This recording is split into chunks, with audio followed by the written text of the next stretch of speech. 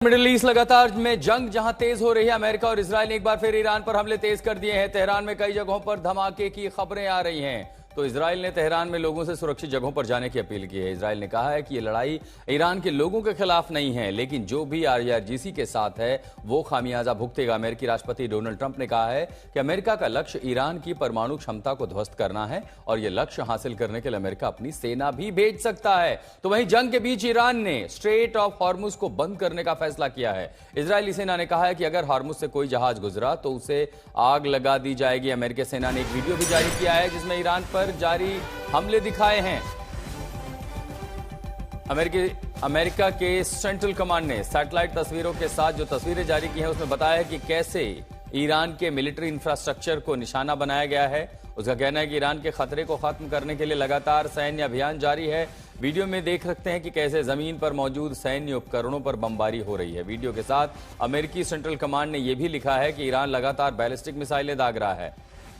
जो तस्वीरें डीक्लासिफाई की गई हैं उसके बाद पूरे ऑपरेशन की अब एक रूपरेखा और एक एक करके तस्वीरें नजर आ रही हैं। पूरे क्षेत्र में सैन्य और नागरिक ठिकानों को अंधाधुंध निशाना बनाया जा रहा है। अमेरिकी सेना इस खतरे को खत्म करने के लिए मजबूती से तैयार है, तो ईरान भी पीछे हटने का नाम नहीं ले रहा है। अप्रत्याशित रूप से तेहरान की ओर से पलटवार किया जा रहा है, जवाबी कार्रवाई की जा रही है, न सिर्फ इजराइल के खिलाफ बल्कि अमेरिकी सैन्य ठिकानों के खिलाफ, वो भी पूरे खाड़ी देशों में। अमेरिका कई रणनीति पर काम कर रहा है। एक तरफ वो दिखा रहा है कि उसका मनोबल नहीं टूटा है, वो अपनी सैन्य क्षमताओं के साथ अभी भी अमेरिका के सामने टिका हुआ है, तो दूसरी तरफ खाड़ी देशों के इंफ्रास्ट्रक्चर को निशाना बना करके वो अमेरिका पर अप्रत्यक्ष दबाव बनाने की भी कोशिश कर रहा है। युद्ध के 67 घंटे 34 मिनट हो चुके हैं। ये वो पल जब अमेरिका ने तेहरान पर हमला किया, खामनेई की मौत हुई और 67 घंटे के बाद भी अभी तक ये जवाब किसी के पास नहीं है कि आखिर पहल कौन करेगा, पीछे कौन हटेगा, युद्ध कौन रोकेगा, युद्ध कैसे रुकेगा। क्योंकि इस बीच आर्थिक मोर्चे पर भी दुनिया नुकसान झेल रही है। कतर ने LNG प्रोडक्शन बंद कर दिया है। स्ट्रेट ऑफ हॉर्मुज से टैंकरों की आवाजाही पर ईरान ने रोक लगा दी है और इस बीच पहले ही कच्चे तेल की कीमतों में लगातार उछाल हो रहा है। ऊपर से अगर कतर ने पूरा प्रोडक्शन बंद किया तो समझिए कि LNG की कीमतें, जिसके बिना दुनिया 2 दिन नहीं चल सकती, उसकी कीमतों में 40 से 50% उछाल आएगा। इस बीच कई सारे मध्य एशियाई देशों में जहां पर इस समय उड़ानें बंद हैं, हजारों पैसेंजर्स, हजारों मुसाफिर दुनिया के अलग अलग कोने के जो ट्रांजिट में हैं उनको निकालने की भी कवायद है। लेकिन इस बीच अमेरिकी सेना द्वारा जारी किया गया तेहरान का वो वीडियो सैटेलाइट इमेजेस, जहां पर उन्होंने दिखाया कि कैसे ईरान के सैन्य ठिकानों को निष्क्रिय किया जा रहा है। चलिए रुक कर लेते एक बड़ी खबर का। इससे जुड़ी हुई जो बड़ी खबर आ रही है वो है रियाद में अमेरिकी दूतावास पर हमला हो गया है। ये देखिए कैसे एक के बाद एक युद्ध की परिस्थितियां बदल रही हैं। ड्रोन अटैक हुआ है और रियाद में अमेरिकी दूतावास में इसके चलते आग भी लगी है। तो अगर किसी को यह लग रहा था कि कहीं से कोई पहल करेगा पीछे हटने की, वो तमाम संभावनाएं इन खबरों के साथ निष्क्रिय हो जाती हैं, क्योंकि अब रियाद में भी अमेरिकी दूतावास पर हमला किया गया। आपको बता दें, बगदाद में अमेरिकी दूतावास के बाहर प्रदर्शन हुआ, पाकिस्तान में अमेरिकी वाणिज्य दूतावास के पास प्रदर्शन हुआ, तो अब रियाद में स्थिति कैसे बदल रही है। अमेरिकी दूतावास पर 2 ड्रोन अटैक हुआ है। देखिए कैसे एक के बाद एक जो देश हैं, एक मुल्क हैं, उन जगहों पर स्थिति हो रही है। तो रियाद में अमेरिकी दूतावास पर हमला, ड्रोन अटैक के बाद वहां पर आग लगी है। इसके पहले ही मिडिल ईस्ट के ज्यादातर देशों में अमेरिका ने अपने नागरिकों को सुरक्षित रहने के लिए कहा था। एक और बड़ी खबर का रुख कर लेते हैं। रियाद में अमेरिकी दूतावास पर हमले के बाद इराक में अब इस्लामिक रेजिस्टेंस का दावा। जो इराक में इस्लामिक मिलिशिया थी, जो इराक मिलिशिया, उसने कह दिया है कि इरबिल में अमेरिकी सैनिकों पर हमले किए गए हैं। देखिए कैसे हिजबुल्लाह समर्थक या उस विचारधारा समर्थक तमाम सारे जो मिलिशिया है वो सक्रिय हो रहे हैं। जहां जहां अमेरिकी सैनिक ठहरे हैं वहां पर ड्रोन से हमले किए गए। इराक से इस्लामिक रेजिस्टेंस का एक बड़ा दावा सामने आ रहा है। इसी इराक के बगदाद में अमेरिकी दूतावास के बाहर विरोध प्रदर्शन हुआ, कल वहां उग्र प्रदर्शन हुआ। तो अब इरबिल में, जहां पर अमेरिका का एक बड़ा सैन्य बेस है, वहीं पर इराक इस्लामिक रेजिस्टेंस का दावा है कि उसने वहां पर भी हमले किए हैं। तो एक तरफ जहां पर अमेरिकी दूतावास पर ड्रोन हमले हुए हैं, तो वहीं पर अब जहां अमेरिकी सैनिक रुके हैं, यानी सऊदी अरेबिया लगातार निशाने पर है, तो अब इराक भी, वहां पर भी हमले बढ़ रहे हैं। युद्ध की तस्वीरें जो सामने आई हैं, एक प्रत्यक्षदर्शी ने तेहरान से तस्वीरें साझा की हैं। मर्ज दरान जो इलाका है तेहरान का, वहां से तस्वीरें सोशल मीडिया पर आई है। इस वीडियो में धमाकों के बाद धुएं का गुबार नजर आ रहा है। देखिए, तेहरान पर यूएस अमेरिकी हमले तेज हो चुके हैं और कई सारी अब तस्वीरें एक के बाद एक तेहरान से। हालांकि जहां का सूचना तंत्र इतना नियंत्रित है कि बहुत सारी जानकारियां ईरान से सामने नहीं आती हैं और आने में कई बार समय लगता है, लेकिन अब जो प्रत्यक्षदर्शियों ने अपने कैमरों से तस्वीरें कैद की हैं वो एक एक करके बाहर आ रही हैं। तेहरान में अमेरिकी हमले का ट्रेलर ये देखिए, जिसने तस्वीरें रिकॉर्ड की हैं बेहद डरी हुई आवाज में, और धमाकों की आवाज, धुएं का गुबार, आग का गोला, पूरी इमारत जो है ध्वस्त हो जाती है। और अभी भी अंधाधुंध मिसाइल हमले की जगह अमेरिका और इजराइल ईरान पर प्रिसीजन स्ट्राइक कर रहे हैं, यानी उनके निशाने, उनका जो लक्ष्य है वो केंद्रित है, उन्हें पता है कहां हमला करना। और इसीलिए देखिए, रिहायशी इलाके के बीचों बीच एक इमारत पर हमला होता है। सुनिए जरा धमाके की आवाज।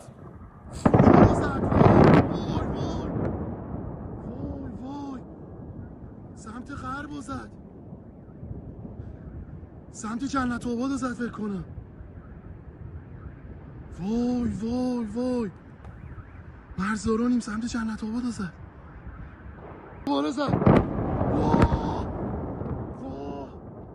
ये तेहरान में अमेरिकी हमले जो तेज हुए उसकी तस्वीरें आप देख रहे हैं। आपको कुछ और भी तस्वीरें दिखाते हैं कि आखिर मध्य पूर्व एशिया में क्या धमाके रुकेंगे तो कैसे रुकेंगे। ईरान पर हमलों की नई किस्त है, ये आईडीएफ ने कहा है और तस्वीरें भी सामने उसकी आई हैं। धमाकों से पूरा तेहरान दहल रहा है। कोई इलाका, ये देखिए लेबनान का टायर इलाका, दक्षिणी लेबनान में अचानक से ड्रोन गुजरते हैं, फाइटर जेट गुजरते हैं और एक मिसाइल आती है, सटीक निशाना लगाती है और हिजबुल्लाह के कमांड सेंटर सहित उसके तमाम वो इलाके जहां पर भी हिजबुल्लाह की मौजूदगी हो सकती है, क्रिटिकल इंफ्रास्ट्रक्चर होता है, उसको उड़ा दिया है। तो अमेरिका के 4 लक्ष्य हम आपको ये भी बता देते हैं और उसी के साथ साथ आप तस्वीरें भी देख रहे हैं तेहरान में कैसे अमेरिका निशाना बना रहा है। लेकिन दूसरी तरफ अमेरिका ने जो लक्ष्य निर्धारित किया था, हालांकि उन लक्ष्य को लेकर के भी कई सारे सवाल है। बेरूत की भी तस्वीरें आप सामने देख रहे हैं। ईरान के मिसाइल भंडार पर अमेरिका को वार करना था, जो आज युद्ध का चौथा दिन है। बड़ी तस्वीर आखिर इस युद्ध में अब तक क्या हो आपको बता दें। ईरान में पुलिस हेडक्वार्टर पर भी इजरायली हमले जारी हैं, यानी उसकी हर तरह की कैपेबिलिटीज को निशाना बनाया जा रहा है। ईरान में साइबर और सिग्नल वॉरफेयर की रफ्तार तेज कर दी गई है और ड्रोन अभी भी ईरान का सबसे बड़ा हथियार है, लॉन्ग रेंज बैलिस्टिक मिसाइल। तो अब कतर, बहरीन में ईरान ने हमले तेज कर दिए हैं। ये कुछ बड़ी बातें बता रहे हैं कि मध्य पूर्व एशिया में बिगड़ते हालात के बीच आखिर क्या है। और ईरान में चौथे दिन कि पूरा ईरान का जो मिसाइल भंडार है उसे नष्ट कर दिया जाए, लेकिन अभी भी अमेरिका। लेकिन इस बीच एक बड़ी खबर का भी रुख कर लेते। बड़ी खबर जो आ रही है इस हालात में, बहरीन में 70 से ज्यादा मिसाइलें इंटरसेप्ट की गई हैं। यानी अगर कहीं पर यह संभावना थी कि 4 दिन हो चुके हैं, कहीं पर कुछ हालात अगर सामान्य हो, तो ऐसी संभावना अब दिखाई नहीं दे रही है। तो बहरीन में 70 मिसाइलें इंटरसेप्ट, और बहरीन में जहां पर बड़ा 5th फ्लीट है, अमेरिका की 5th फ्लीट पूरी मौजूदगी, उसका नेवल बेस है, उस नेवल बेस के पास लगातार ड्रोन इंटरसेप्ट किए गए हैं, मिसाइलें इंटरसेप्ट की गई हैं। तो चाहे बहरीन हो, कुवैत हो, रियाद हो, इन तमाम इलाकों से जो जानकारियां आ रही है वो यही कि कैसे एक के बाद एक मिसाइलें और ड्रोन दोनों का इस्तेमाल ईरान कर रहा है, खासकर सैन्य बेसों को, नेवल बेस हो, मिलिट्री हेडक्वार्टर्स हो, कमांड सेंटर्स हो, या फिर उनके रेडार्स हो, प्रोटेक्टिव गियर्स हो, उनको निशाना बनाने की कोशिश की जा रही है, और लेकिन उन्हें इंटरसेप्ट भी कर लिया जा रहा है। और इस बीच अमेरिकी राष्ट्रपति डोनाल्ड ट्रंप का कहना है कि अभी भी अमेरिका ने पूरी ताकत से वार नहीं किया है, जंग तो अभी बाकी है। ईरान को अमेरिकी राष्ट्रपति ट्रंप ने धमकी दी है और चेतावनी दी है कि अभी भी पूरी ताकत से हमला नहीं किया है। अब इसका मकसद क्या था? ट्रंप ने यह भी कहा था कि जमीन पर जरूरत पड़ी तो सेना भेजेंगे, लेकिन सेक्रेटरी मार्को रूबियो ने कहा कि अभी सेना भेजने की जरूरत नहीं है। सुनिए क्या कह रहे हैं ट्रंप। संयुक्त राज्य अमेरिका की सेना आज ईरान में बड़े पैमाने पर सैन्य अभियान चला रही है ताकि इस भयानक आतंकवादी शासन द्वारा अमेरिका के लिए उत्पन्न गंभीर खतरों को खत्म किया जा सके। कुछ समय पहले ऑपरेशन मिडनाइट हैमर में ईरान के परमाणु कार्यक्रम को पूरी तरह नष्ट करने के बाद हमने ईरान को चेतावनी दी थी कि वो किसी अन्य स्थान पर परमाणु कार्यक्रम का पुनर्निर्माण करने का प्रयास न करे। क्योंकि वो उन परमाणु हथियारों का प्रयोग नहीं कर सकते जिन्हें हमने अपनी पूरी ताकत लगाकर ख़त्म किया था। लेकिन उन्होंने हमारी चेतावनियों को अनसुना कर दिया और परमाणु हथियार बनाने के अपने प्रयास जारी रखे। इसके अलावा ईरान का पारंपरिक बैलिस्टिक मिसाइल कार्यक्रम तेज़ी से और बेहद नाटकीय रूप से बढ़ रहा था। ये अमेरिका और विदेशों में तैनात हमारी सेनाओं के लिए एक बहुत बड़ा खतरा था। ईरान के पास पहले से ही यूरोप और हमारे स्थानीय और विदेशी ठिकानों पर हमला करने में सक्षम मिसाइलें थीं, और जल्द ही उनके पास हमारे खूबसूरत अमेरिका तक पहुंचने में सक्षम मिसाइलें भी हो सकती थीं। हमारे पास प्रहार करने का यही आखिरी और सबसे अच्छा मौका था जो हम अभी कर रहे हैं, और इस बीमार और कुटिल शासन द्वारा उत्पन्न असहनीय खतरों को ख़त्म करने का, और वो वास्तव में बीमार और कुटिल हैं।